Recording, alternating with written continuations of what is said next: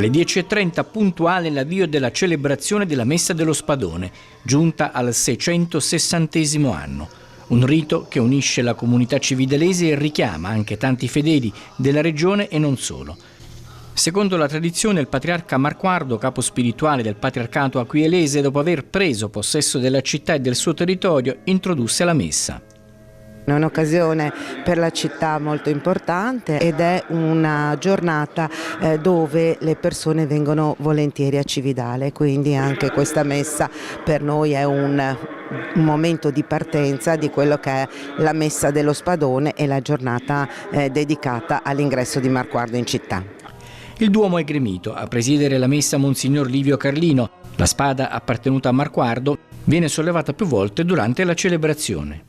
Tra i banchi delle prime file presenti le autorità, tra cui i consiglieri regionali Novelli e Balloch, cividalesi, e Serena Pellegrino, la senatrice Tatiana Roitz. Da bambini frequentavamo questo Duomo per questa messa con ruoli diversi, chi evidentemente solo come fedele, chi come chierichetto, chi ha partecipato perché cantava nel coro Foraboschi oppure perché faceva il figurante nell'ambito della rievocazione storica che ancora si rinnova anche quest'anno.